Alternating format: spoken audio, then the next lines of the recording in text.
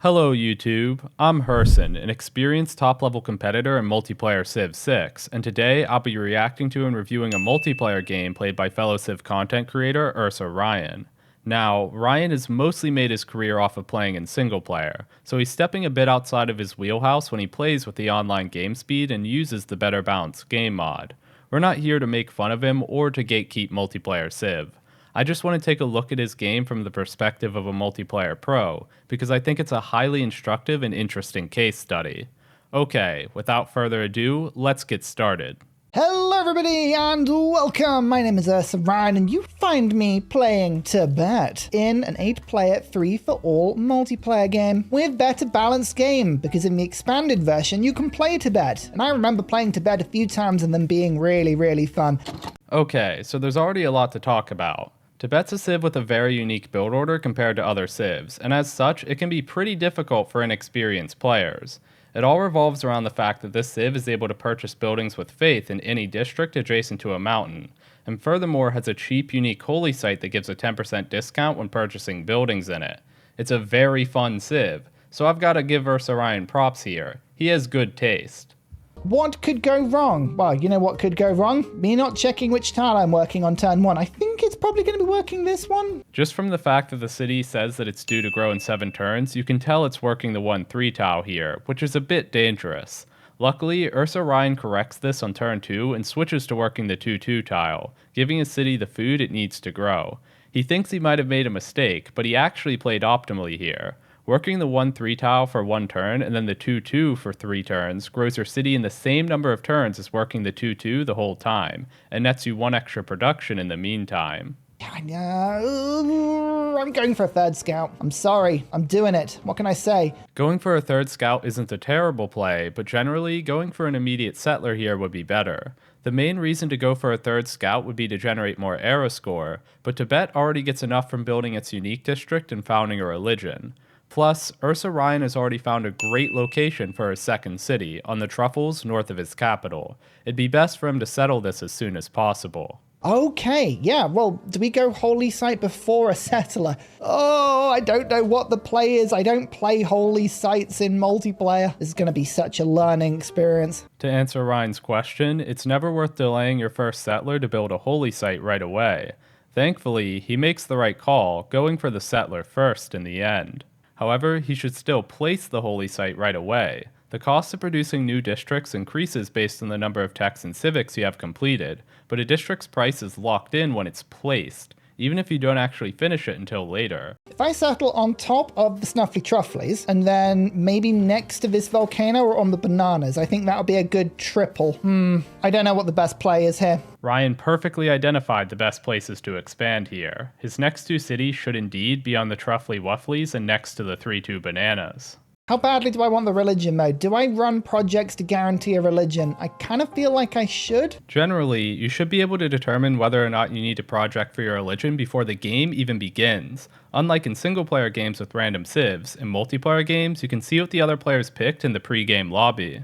Tibet can work with either Feed the World, Work Ethic, or Choral Music. Skipping ahead, we can see that there's only one other civ in this lobby that's likely to contest any of those beliefs, Arabia.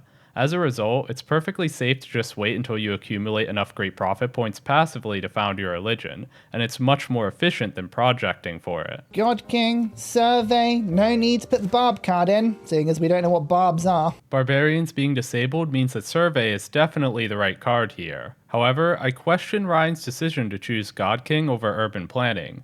Currently, he has a +3 holy site available in his capital, so he doesn't need to run the God King card to secure an early Pantheon. I think I'm going to be running trade routes not internally today. I think we're going to be running trade routes with Armani, and we'll send them to Geneva. And then we can leave Armani in Geneva and work on I don't know who we'd work on. Pingala, maybe? No, we might as well go Magnus. Yeah, okay, no, this is a sort of semblance of a strategy appearing now. Perhaps I will stumble into something good. Perhaps. I don't know. Maybe I will. Maybe I won't. Ryan's plan to assign the Governor Armani to a city-state and trade to it is fairly common when playing with the Better Balanced game mod, but it's not the best play here.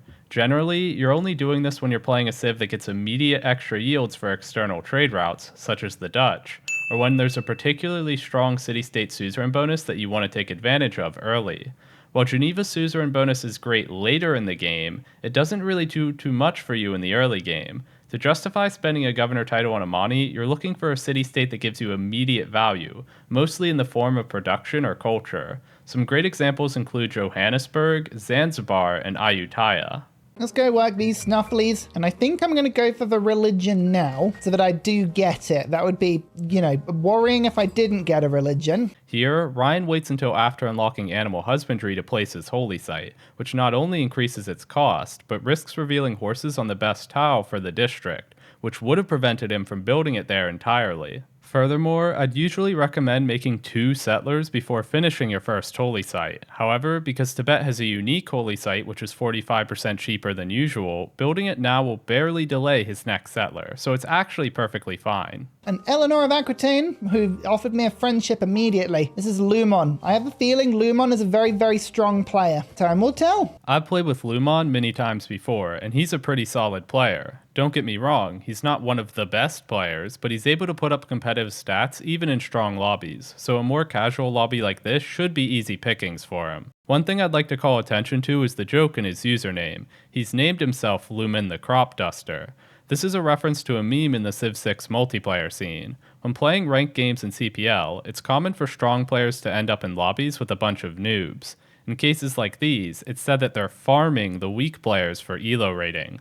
Eventually, this evolved into using the term crop to refer to new players. By naming himself Lumen the Crop Duster, Lumon is basically saying that he thinks this will be an easy game where he gets to beat up on new players. Anyone else rushing a religion? Not at the moment, which means I should. Let's run a couple of holy site prayers and get that religion fast. As I explained earlier, there's almost no chance that other players will take all of the beliefs that Ryan wants, so it'd be better to just produce a settler here instead of running holy site projects. Worth running another project? No, I'm going to get it in 2 turns anyway, so get that other settler out quick as possible. Pantheon, they from tiles of charming or better appeal. I mean, in the long run, I want to work my mountains and get filthy mountain yields. Yeah, filthy mountain yields. We're doing it. I'm sorry. What can I say? I want them. I want them badly. Earth Goddess is a pretty good choice of Pantheon here, giving some immediate value on the appealing tiles Ursa already owns, and setting him up to get huge yields on his mountains later. Good pick. There's my religion. Get that put down immediately. Okay, pausing here because this is actually a really instructive moment. Ursa Ryan just made the biggest mistake he's made all game, and it's one that I see inexperienced players make all the time. Just now, he founded his religion before his second city finished its holy site. In Civ 6, founding a religion will instantly convert every city in your empire that has a finished holy site or the Stonehenge wonder to your religion. However, all of your remaining cities will have to be converted the old-fashioned way, either through passive religious pressure or through buying missionaries. If Ryan had waited until after his second city finished its holy site to found his religion, it would have been converted automatically. Then, with 2 cities following his religion instead of just 1, his third city would also be quickly converted through passive religious pressure shortly after it settled. However, now he's stuck with just his capital following his religion, and it's going to take ages for it to spread. This will deprive his other cities of the bonuses provided by his beliefs, and he'll likely be forced to spend faith on a missionary to get his religion to actually spread.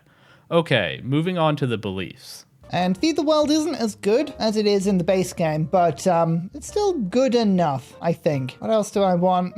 Difficult to say, but I think we're gonna go with the extra faith. Oh, I spent far too long doing that. Too distracted by a religion. Yeah, I remember when I wasn't used to playing with a turn timer yet, and founding a religion was always one of those turns where I'd have to scramble to move all of my units at the end. It helps to figure out what beliefs you'll want ahead of time so that you don't spend the whole turn thinking about it. As for the beliefs Ursa chose, these are excellent choices. Feed the World's still good in PvG even though it's nerfed from the base game, and Pilgrimage is always a safe choice. However, since Ursa's religion is only in 1 city, and that city doesn't even have a shrine yet, all it's providing him at the moment is +2 faith per turn from Pilgrimage, further reinforcing the idea that there was no need to rush with founding it. And this is where another player is. I'm friends with them at the moment, but that is worryingly close. I'm sure it's fine. Multiplayer Civ games are famously peaceful. Famously so. This might come across as a bit of a nitpick, but Ryan's sitting on a lot of gold here. Because this is a game about snowballing, it's generally best to spend your gold as early as possible. Here, it would have been good for Ryan to buy either a trader or a builder. At first glance, it may look like there aren't many good tiles to improve, but that's only if you forget about the change that BBG makes to plantations. It's easy to overlook, but this mod changes plantations so that they grant +1 production on flat tiles. So, a builder could improve the 3 bananas in the northern city to turn them from 3-1 tiles into 3-2-2 tiles, which is pretty good value. Now, the choice I've got to make in a second is whether or not I go Monumentality and use my faith to buy settlers, or I use the faith to get things like shrines. I'm tempted to run culture. I'm tempted to run pen, brush, and voice, and use my faith to make more faith and more buildings. To me, it sort of is so crazy it works. Actually, Ursa Ryan is onto something here. Tibet is the only civ in the entire game that prefers to both open with holy sites and skip monumentality in favor of pen, brush, and voice. This is because, as Ursa pointed out, it's possible to spend all of your faith on Tibet's civ bonus that allows players to purchase buildings in any district next to a mountain. Figuring that out on its own shows that Ursa does actually have pretty good intuition when it comes to build orders, despite his lack of experience in multiplayer and in playing with the better balanced game mod. What does a moksha drop in my capital look like? Culture? Patron Saint gives me a little bit of yield. Citadel of God would give me some more faith. I don't think it's worth it, you know? I'm gonna have to disagree with Ursa Ryan here. Not only is Moksha worth it, he's probably the best governor to go for right now. Going for Moksha's Patron Saint promotion early would be pretty good here, since Ryan's getting faith from his +3 holy site, from his pantheon, and from the shrine and temple he's going to be building soon. Culture and faith are exactly the stats you want early here, as your main priority should be building up your economy and progressing through the civics tree to unlock both temples and the feudalism civic. Furthermore, Moksha doubles the amount of passive religious pressure exerted by the city he's assigned to, which will help to compensate for his earlier mistake of founding his religion before his second city finished its holy site. Let's get the colonization card in, get those settlers working as soon as I can, and I think, I'm going to go for the faith on the shrine. I think it's worth it. Ursa's completely correct here. It's always worth buying your shrines and temples ASAP when you're playing Tibet with the plan to go for pen, brush, and voice. Oh look, the mountains are now worth some food and some faith. This is the first one I've actually taken into my land. Cool. Okay, now we can get some commercials down. I'm a bit of a meta player, don't you know? Yes. Surely I don't sound like that. Right, chat?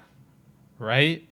Okay, Armani is now assigned, which means Geneva is got some food and production on the route. That's excellent. I don't really know what to do with my other governor. I'm tempted to go Magnus, go for an industrialist, but everything keeps changing. Every time I go on this mod, everything's just like a little bit different and it's really weird. Yeah, I'm going Magnus. I think it's safest. Maybe not best, but definitely safest. Magnus is a decent option here, but for the reasons I explained earlier, I'd have preferred Moksha instead. The main problem you'll run into when doing a holy site opener without Moksha and without choral music is that it will be hard to get enough culture to unlock both temples and the serfdom policy card quickly, and you'd really like to unlock both of these as soon as possible. I just got archery and a boost, nice. And I know people say don't unlock the encampment because you want to get all the district boosts, but I really do need to chop down rainforest. I've got a lot of it and it needs to go. Unlocking the encampment this early messes up the district discounting formula and makes it nearly impossible to discount future districts. It's not really worth doing just to unlock the ability to chop rainforests early, and you probably shouldn't be chopping many rainforests prior to unlocking the feudalism civic anyway. Furthermore, since Penbrush and Voice is going to be one of Ursa's main sources of culture in the early game, it's actually pretty important that he finishes as many districts as he can early on, so properly managing district discounts would have been extremely helpful. And I'm moving my commercial hub. I don't really have any rivers in my capital that I can use. So I'm moving it away because I don't need it next to the mountains. I'd rather have campuses and stuff next to the mountains. Okay, believe it or not, this is the second major mistake of the game. Here, Ursa Ryan places a commercial hub in his capital, when it would have been significantly better to go for a government plaza instead. The Gov Plaza is cheaper than other districts, and it provides a governor title immediately upon completion. Since governor promotions are so much more powerful in BBG than in the unmodded game, you'll basically always see experienced players finish their Gov Plaza in the ancient era. Furthermore, the first building you construct in a Gov Plaza also gives a governor title, so it's typical to see players rush for either Ancestral Hall or Audience Chamber very early, usually right after unlocking Political Philosophy. Lastly, because the Gov Plaza is so much cheaper than other districts, it's good for keeping district discounts rolling and for boosting your culture in pen, brush, and voice. Okay, Golden Age. So monumentality, yeah, I'd rather spend my faith on other things. So we're going to go pen, brush, and voice. 2 culture and 1 gold for specialty districts. Let's get that feudalism boost as soon as we can, please. Yeah, so, okay, I can't get settlers out as quick, but I can use my faith on things like markets and shrines, which I think in the long run is better for me. It probably isn't. This is probably a big mistake. This was fine, actually. But I'm sticking with my guns here. Also, Geneva is giving me... Oh, it's changed. 5% additional Eurekas. Oh, that's so much worse. It's normally 15% science if you're at peace. Yeah, BBG had to rework Geneva because its old suzerain bonus was non-functional in formats like 4v4 teamers, since players would spend the entire game at war. Get these envoys as quick as we can. Leventa's going to give me significantly more. Oh, what's going on there? I don't know what's going on there. 2 envoys at Leventa. That's great. They want to send a trade route. You're ages away. It's not happening. I think maybe we'll go for temples next. I think that's good fun. Amar! Actually, 2 faith city-states is awesome. 2 faith city-states is pretty awesome. It's always worth it to put 3 envoys into every white city-state as soon as possible whenever you're playing a build order that involves putting a temple in every city, and Ursa Ryan correctly does this. Okay, my faith income's pretty high now. This is cool. How much for a market? I can buy one next turn. Look, this is the sort of thing that I'm excited about. Here, we can see Ursa is still paying the cost of having founded his religion too early. His 3rd city now has a shrine, but it isn't benefiting from Feed the World or Pilgrimage because it's not following his religion, and he's had to purchase a missionary in order to convert it. This sets him back quite a bit. But the fact that Geneva's just been stolen from me, well, I don't like that very much. Let's just use our Ma to explore a little bit there. Beautiful. No tribal villages were revealed. Alas, Hunza was, though. I'd like to call attention to the fact that, after Ursa becomes the suzerain of Armagh, he never actually uses its suzerain bonus. In the unmodded game, the monastery is quite useless, but in BBG, it's very strong. It grants food, a significant amount of faith, and 1 point of housing, increasing to 2 whole points of housing later in the game. I've used these to great effect, such as in my recent game on Ramses. Here, Ryan could even get away with settling some off-fresh cities east of his capital, taking advantage of monasteries and Feed the World to provide housing. However, he never uses monasteries, likely because he doesn't realize how much they're buffed in the mod. Okay, I have got temples as well. So temples give even more food, and they are 105, and they produce a lot of faith. Okay, now this is good. I'm happy with my strategy. Faith makes faith. How close are we to feudalism? Still ages away. That's decidedly worrying. Ursa Ryan's economy is doing well, and his general strategy is sound, but here he's realized the main problem with his build. It lacks culture, and he's getting to feudalism far too slowly. In Civ 6, reaching the Feudalism Civic to unlock the Serfdom Policy card is the biggest power spike in the entire game, and Ursa Ryan is well aware of this. How close are we to feudalism? Still ages away. That's decidedly worrying. What I'd like to point out is that he'd really only have to do a handful of things differently to have way more culture and a way better game here. Instead of going Amani in Geneva and Magnus in his capital, he could have spent his first 2 governor titles on Moksha, picking up his right side promotion to generate more faith. Then, he could have built the government plaza in the ancestral hall in his capital instead of a commercial hub and a market. With this, he'd be able to spend 2 more governor titles on Moksha, taking the patron saint and connoisseur promotions. We can see here that Ursa has 25 faith in his capital after building its temple. With Moksha's inherent effect and his Citadel of God promo, that'd be bumped up to 31. This means that Patron Saint would be generating 6.2 culture, and Connoisseur would be generating 5, pushing the city's culture per turn to 19.7, which would be further multiplied by Moksha's 15% extra culture to 22.5 total from this one city. Just like that, Ursa Ryan would be sitting on nearly 40 culture per turn instead of 22. He'd hit feudalism on a far faster timing, and he'd be in a position to compete for first place. Don't misunderstand me, I'm not saying that there's only one way to play the game. While you do need an early source of culture, it doesn't have to be from Moksha. Maybe you take choral music instead of Feed the World. Maybe you take a pantheon that generates culture instead of one that generates faith. Maybe you get lucky and meet a city-state like Ayutthaya, whose suzerain bonus can meet your early game culture needs on its own so long as you have a strong economy. There's a lot of room for experimentation in Civ 6 and a lot of different ways to play the early game, but fundamentally, you need to have good food, a good economy, and good culture. Ryan's religious beliefs and pantheon cover the food and the economy, and the simplest way to tie it all together would have been to go for a governor that boosts his culture. Okay, with all of that covered, back to the game. Still settling. We have no government plaza. I feel like I'm missing out on builders, but maybe I'm making them really efficient for later. For feudalism, maybe that's the case. Maybe that's what we're doing. I don't know. Let's not overthink it, you know? Let's just assume, and this is, not that much of a stretch of the imagination, but let's just assume that everything I do is right. Always, I think that would be a perfectly reasonable thing to do. I'm glad to see that we still have a positive attitude. Oh, I got the merchant accidentally I really wanted. This one gives its trade routes to city-states faith and increases trade route capacity. Okay, that is literally the one I wanted. Amazing, we can just send more and more routes to Geneva now. Yay! I like that a lot. Ibn Fadlan is the best great merchant of the classical era, and it's just fantastic all around, so this is a pretty good pickup for Ryan. In more competitive lobbies, it's common to see players run commercial projects just to try to recruit this guy. I'm really, really worried about the idea of being conquered. I just don't like that idea. So we're going to go Defender of the Faith and hope it keeps me safe. It's probably not needed. It's probably a total overkill. Sometimes you just want to know you've done everything you can, If I do get conquered, I get conquered. That's fine. But at least I gave it a go. Defender of the Faith is actually a great religious belief. However, Ryan does have a point about it being overkill here. While it's good to pick it up a little later, there's usually better things to spend faith on this early into the game than evangelizing your beliefs.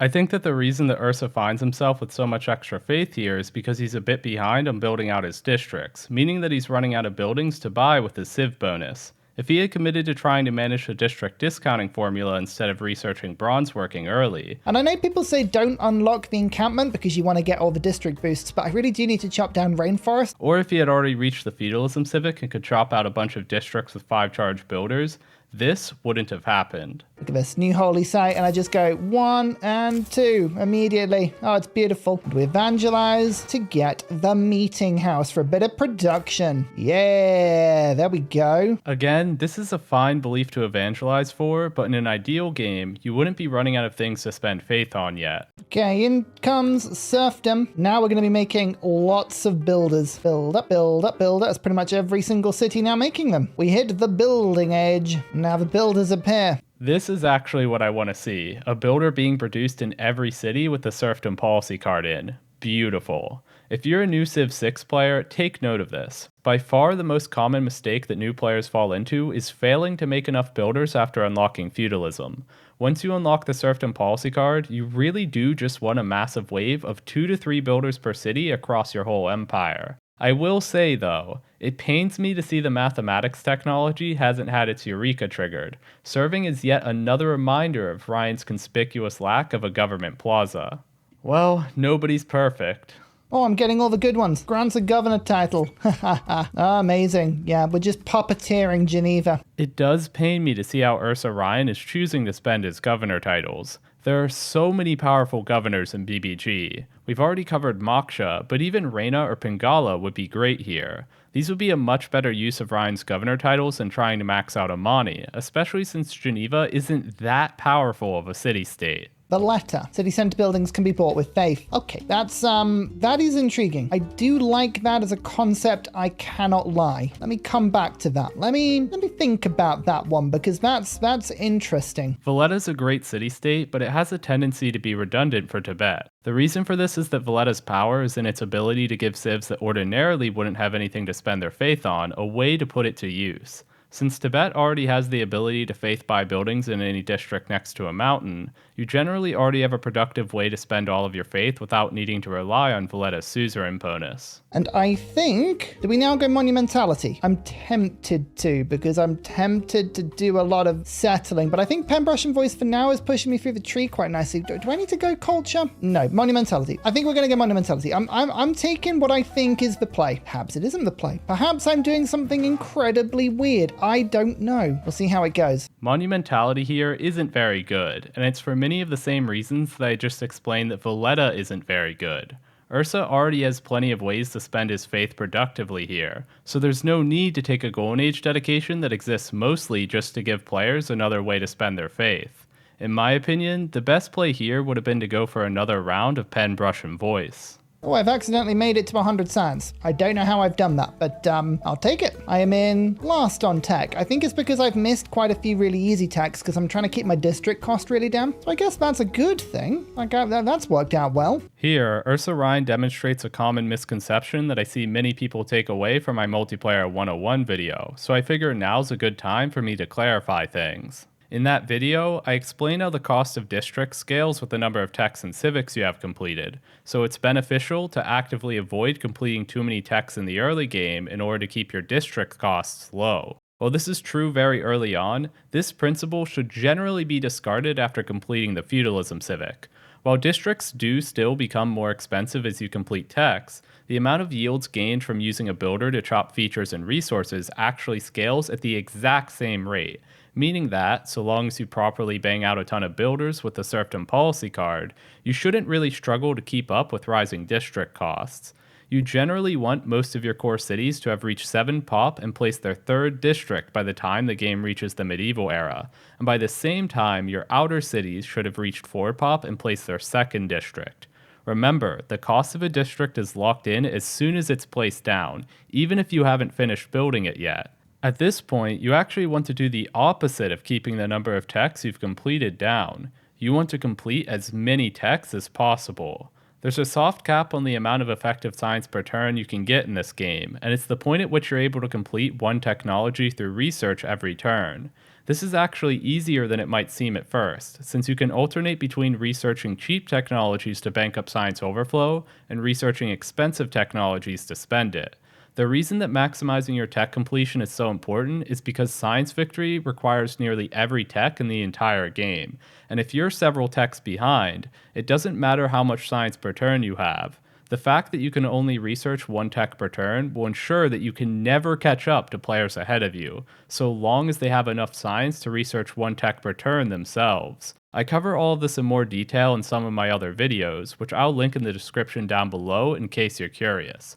Okay, back to the game. Yeah, I got Stonehenge and I got a debater. Right, this is good. If Georgia comes back, I'll be ready. I will be ready. So I think Georgia is able to keep this city-state because Georgia's in there, which is really annoying. That's okay. Okay, I'm going to switch my roots over to my research ally. I can't be bothered to fight it. It's good that Ursa recognizes the futility of trying to contest a city-state that Georgia has their eyes on, but it's a shame it took him so long.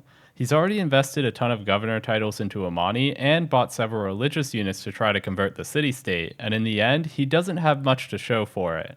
I guess this is just one of those lessons that everyone has to learn the hard way. If a Georgia player wants control of a city-state in your free-for-all game, just let them have it. Every time I make a campus, I can just pray everything in immediately. It's absolutely brilliant. New holy site, just pray it in. It's all you need to do. It's a one-stop shop. Oh, a scientist. 3 random boosts. Yeah, I'll take it. What were they? Siege tactics, gunpowder, scientific theory. You know what? Not a bad set. Not a bad set at all. 3 of the best great people in the entire game are scientists who are offered in the Renaissance era: Galileo, Isaac Newton, and Ibn Khaldun. Because they're all scientists and they're all offered in the same era, I like to call them the Big Three, and it's really common to see strong players running campus research grants to try to snag them. There is, however, one dud from this era, and that would be the very scientist that Ursa Ryan is recruiting here. Very often, you'll see players pass on the scientists so that they can save their great person points for the Big Three.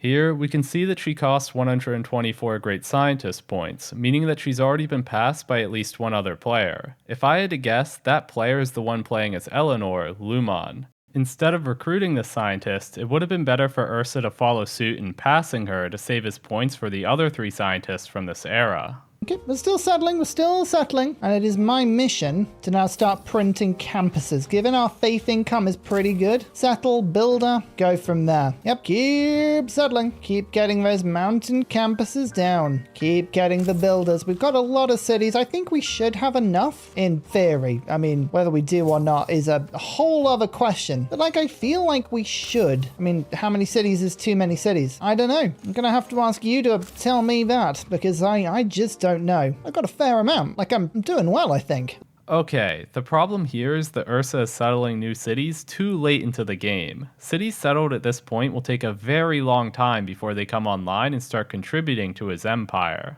Now, I understand why you may be thinking, well, what's the problem? If they come online eventually, then they must be worth it.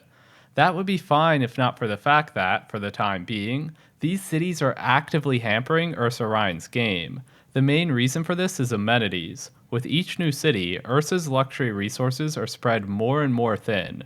Right now, we can see that some of his cities are actively dropping into negative amenities, meaning that they're eating a 10% penalty to all yields. I actually have an entire video dedicated to answering Ursa Ryan's question of how many cities is too many, which I'll link in the description down below. So we just got era score, I think, from power? Little bit, but not as much as I would have liked. We need to get one more. Hang on. Is there anything I can cut? Yeah, there is. Okay, so that means I can get my unique unit, which is this one. Oh, excellent. That's great. So we need one era score now. This should be really easy. Surely this would be really, really easy to do. There's only nothing I can do right now unless I can just purchase Mimir. Mimir saved me. We're in a normal age rather than a dark age. You know what? It's not that exciting. Normally I'd let myself go into a dark age. I just don't trust Eleanor. And I think that's fair. I don't think Eleanor trusts Eleanor, you know? Ursa's correct here in his assertion that dark ages are usually better than normal ages. However, as he points out, Eleanor is a civ that exerts a dangerously high amount of extra loyalty pressure on her neighbors, so I think Ursa's decision to go for a normal age is understandable here. For future reference, though, if you form a cultural alliance with Eleanor, her cities will no longer exert any loyalty pressure on yours. That doesn't apply here because Ursa has a research alliance with her, but it's still good to keep in mind.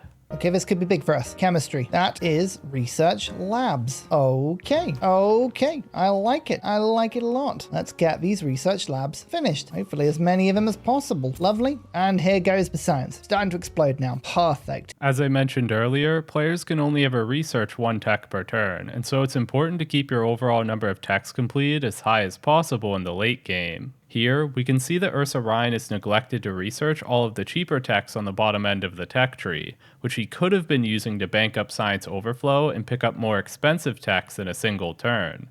On the other hand, I imagine that Lumon has been managing his science overflow, and thus likely has a substantial lead in terms of techs completed compared to Ursa. No matter how much higher Ursa Ryan's science is than Lumon's, it doesn't really matter. If he's 10 techs behind, he'll stay 10 techs behind, because he can't research more than one tech per turn. Well, hello there. You find me in the city of London looking rather more pink than I did a second ago, and that's because, well, you know our favorite thing about Civ 6 multiplayer, the netcode? Well, it exploded. We managed to do about 3 or 4 turns in 2 hours or so we bailed on the game. I think it's fitting that we end on a note about Ursa Ryan's biggest mistake so far, trying to play a game of multiplayer Civ 6 at all. Suffering through Firaxis's awful netcode is something I wouldn't wish on my worst enemy. Thanks for watching to the end of the video. Even though I nitpicked Ursa Ryan's gameplay like crazy here, I do have to give him props. Playing Civ 6 multiplayer with a better balanced game mod is an entirely different beast compared to playing vanilla single-player games, and it takes a lot of courage to try to throw your hat into the ring when you risk ending up competing against sweaty tryhards who've been playing thousands of hours of multiplayer, such as myself. It's my sincere hope that Ursa Ryan doesn't feel discouraged by this video. In fact, I'd like for him, and all of you viewers at home, to feel excited at the possibility of mastering Civ 6 multiplayer for yourselves. And if you enjoyed this, be sure to subscribe and check out my other videos, as I've made a ton of guides on the meta for Civ 6 multiplayer. That's all for now. Herson signing out.